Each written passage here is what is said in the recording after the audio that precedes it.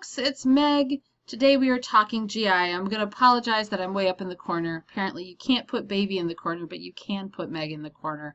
That's where I'm going to be today.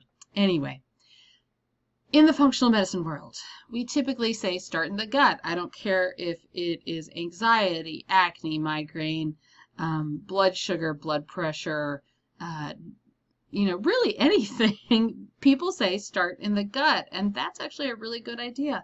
But what happens if the problem is in the gut? Where do you start? I would argue in the head, or more accurately, with the stress response. Let me see if I can prove this to you. So, gut-brain axis. There is a robust, well-documented relationship between the GI system and stress. One example that Allison loves to give is constipation. When you travel, you could be in Hawaii, enjoying the beautiful air, drinking fresh filtered water, eating lots of fresh fiber-filled fruits and vegetables, and still be constipated from the stress of that horrific flight. We don't especially care when we're treating the GI, at least I don't, whether the stress is the causation or correlation. I really don't care if it is part of the etiology, the antecedents or the triggers, or if it's part of the exacerbation, the mediators. I don't care. I'm going to treat it regardless. So let's get into a really good example of this. So one is with the functional GI disorders. So remember, functional GI disorders like IBS are disorders where you're going to do a colonoscopy, and in IBD, in Crohn's or colitis, you are going to see problems in the bowels. In IBS, it's a functional disorder. Nope. You're having all these symptoms, but we see nothing, right? So a functional GI disorder is the product of these interactions of psychosocial factors and altered gut physiology via the gut-brain axis. That, in a nutshell, is what you need to understand. And it's not just the functional GI disorders. Remember, it can be exacerbation. So even the non-functional GI disorders like Crohn's or colitis, stress can be an exacerbation. But with the functional ones, it's literally part of how the disease developed. I would really encourage you to read this article by Drossman. It's pretty fabulous. So let's take an example of this. So in kids, this one study by Chikara, what we see is altered motility, we see heightened pain sensitivity, we see all these extraintestinal symptoms. And guess what we found? Years later, the adults had IBS. Shocking. This should be shocking to no one. There's a huge correlation between IBS and early life trauma, such that the second somebody comes into your office and says, I have IBS, I was just diagnosed with IBS, just about your next question should be, how was your childhood? Because if it wasn't childhood and it was infectious etiology IBS, then that is a little bit of a different thing. All right. So what happens? There's this, it's relatively small study that was done, but it was fascinating. And I gave it to you here. I would really encourage you to read this one. It was just phenomenally fascinating. What they found was that in children, what happened when there was early life trauma is an alteration in the microbiome. And we would expect that. When there is stress, there is a drop in beneficial bacteria, there is a spike in pathogenic bacteria in the biome. That microbial composition appears to correlate, I'm not going to say cause, but it appears to correlate with structural changes in the brain. And what they saw, especially in this very specific IBS phenotype, there was a couple of different phenotypes, but what they saw was that the prefrontal cortex, the portion of the brain at the very front of the head, the logical centers, the adulting centers of the brain, those were smaller. And the sensory strip that goes down, excuse me, the center of the brain and is responsible for, as an example, pain sensation, that grew larger. So think about that in terms of IBS. Isn't that interesting? I'm not saying that people who have IBS are illogical. I'm not saying that at all. That's not the point of this.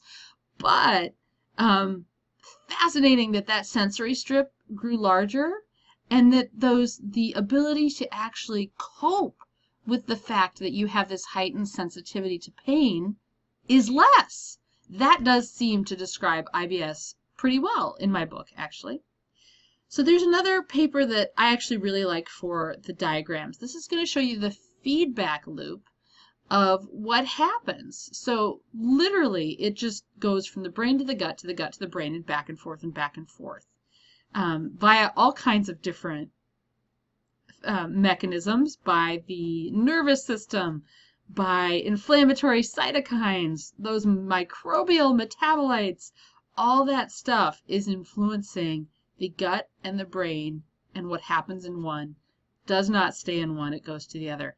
So this is a great example of what is actually happening here. That study that I was just telling you about the different portions of the brain and the larger and the smaller correlating with gut bacteria, we would have to add kind of right under brain gene expression that also what's going on in here is these early life events are not just affecting brain gene expression, but they're also